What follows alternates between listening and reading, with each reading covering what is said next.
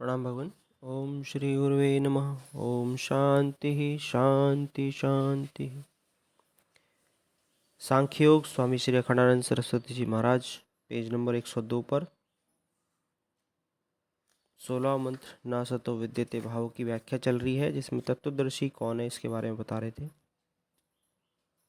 जो परंपरा साधन, बहिरंग साधन तथा अंतरंग साधन से संपन्न होकर ब्रह्म आत्मा ऐक्य का अनुभव करते हैं, वे तत्वदर्शी हैं। जो पूरी तरह इंद्रियों तथा मन की प्रकृति को अपने वश में किए बिना ही अपने को ज्ञानी मान बैठे, उन्हें ज्ञानी कहा गया। जो पूरी तरह इंद्रियों तथा मन की प्रकृति को अपने वश में किए बिना ही अपने को ज्ञानी मान बैठे, उन्हें ज्ञानी कहा गया। होना यह चाहिए कि ज्ञानी में महात्मापन हो। वेश बदल लेने से, गेरुआ वेश बदल लेने से, गेरुआ पहन लेने से, शिखा सूत्र का त्याग कर देने से कोई महात्मा या ज्ञानी नहीं हो जाता। परमेश्वर का यथार्थ अनुभव होना चाहिए। जगत, जीव तथा ईश्वर का जिसने ठीक ठीक अनुभव किया है वह महात्मा है। जीवन मुक्ति विवेक में तत्वज्ञानी के दो भेद बतलाए गए हैं। ज्ञान होने के पूर्व जिसने उपासना की है वह कृतोपास्ती, और ज्ञान के पूर्व जिसने उपासना नहीं की वह अकृतोपास्ती है। जो शास्त्र ज्ञानी है उसके सम्मुख युक्ति तो नहीं चलेगी, किंतु वह तत्व का अनुभव नहीं करा सकेगा। जो अनुभवी है किंतु शास्त्र का अध्ययन जिसने नहीं किया है, वह विपक्ष की युक्तियों का समाधान नहीं कर सकेगा। इसलिए शास्त्र ज्ञानी और अनुभव संपन्न दोनों होना चाहिए। तत्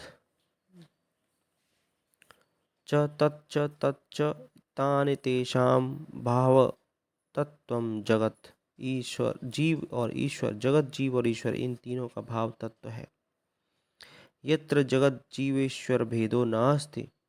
जगत, जीव और ईश्वर तीनों का अस्तित्व रहते हुए तीनों का अपवाद कर देने पर जो ज्यों का त्यों उपस्थित है, उसको तत्व कहते हैं। उसका दर्शन दृढ़ अपरोक्ष साक्षात्कार जिसने किया है वह तत्वदर्शी है। परोक्ष में इंद्रियों की गति नहीं है। अक्षेभ्यः परः परोक्षः, जो दीवार के उस पार है। जिस विषय को ग्रहण करने में इंद्रियां किसी प्रतिबंध का कारण जिस विषय को ग्रहण करने में इंद्रियां किसी प्रतिबंध के कारण असमर्थ हैं, उसे परोक्ष कहते हैं। स्वर्ग आदि लोक परोक्ष हैं। प्रत्यक्ष अक्षम अक्षम प्रतिभिद्यते इति प्रत्यक्षः।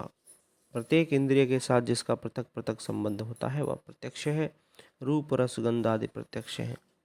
अनुमान मानम अनु, जो मान के प्रत्यक्ष के पीछे चले उसे अनुमान कहते हैं। कोई अनुमान व्याप्ति ग्रह के बिना नहीं होता और व्याप्ति ग्रह प्रत्यक्ष के बिना नहीं होती। अब अपरोक्ष बता रहे हैं। जो स्वर्ग आदि समान परोक्ष भी नहीं है और शब्द आदि के समान प्रत्यक्ष भी नहीं है, वह साक्षी भाष्य अपरोक्ष है। अहम घटम जाना में अथवा अहम दुखी अहम सुखी, इस प्रकार जो जानता है, जो बिना किसी इंद्रिय गोलक का प्रयोग किए हम स्वयं अनुभव करते हैं, वह साक्षी भाष्य है। यह भी साक्षी भाष्य होने से व्यवहित अपरोक्ष है। साक्षात अपरोक्ष तो साक्षी भाष्य नहीं, स्वयं साक्षी है। सुषुप्ति अवस्था जागृत तथा स्वप्न में नहीं है। स्वप्न अवस्था जागृत और सुषुप्ति में नहीं है। जागृत अवस्था स्वप्न तथा सुषुप्ति में नहीं है। राग द्वेष आदि सुषुप्ति में नहीं रहते, अतः ये सब भाष्य कोटि में है। जो इनके रहने पर भी रहता है और इनके न रहने पर भी रहता है, जो स्वयं प्रकाश भाषक साक्षी है, वह साक्षात अपरोक्ष है। उसको देखने के लिए अवस्था की आवश्यकता नहीं है। धर्म, कर्म, योग, उपासना की जरूरत नहीं। बिना किए, बिना पाए, बिना त्यागे जो है वह अपना आपा है। उसे जानने वाला तत्वदर्शी है। ऐसे बहुत से तत्वदर्शी हुए। ऋभु, निदाघ, वशिष्ठ, वामदेव, जनक आदि। उन्होंने अनयोः उभयोः अंतः दृष्टा, इन दोनों पदार्थों का अंत देखा है। अब पदार्थ किसे कहते हैं इस पर आएंगे कि कंठ, तालु आदि से जो शब्द निकला उसको पद कहते हैं। इस पद का एक अर्थ होता है मन में। जैसे घड़ी शब्द का कहा तो उसमें मन में एक वस्तु विशेष आती है। इस प्रकार बोले गए पद का जो अर्थ मन में आता है वह वस्तु पदार्थ है।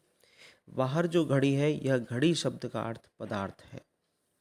यहाँ सत और असत दोनों पदार्थों का अंत देखने की बात कही जा रही है। नासदीय सूक्त में आया है, नासादिसात दानी। सृष्टि के मूल में न सत था न असत था। गीता में कहा गया है न सत न असत उच्यते, उसे न सत कह सकते हैं न असत। सत च असत अहम अर्जुन, वही सत भी और असत भी। सत असत परम यत, सद असत तत्परम यत। सत असत और उससे भी परे वह है। सत का अंत ऐसा अर्थ न करना पड़े इसलिए आचार्य ने अंत का अर्थ सिद्धांत किया है। किंतु गीता में न सत न असत उच्यते आया ही है, अतः सत और असत का जो अंत है उसे तत्वदर्शी महात्माओं ने देखा है। आगे कर लेते हैं। प्रणाम भगवान।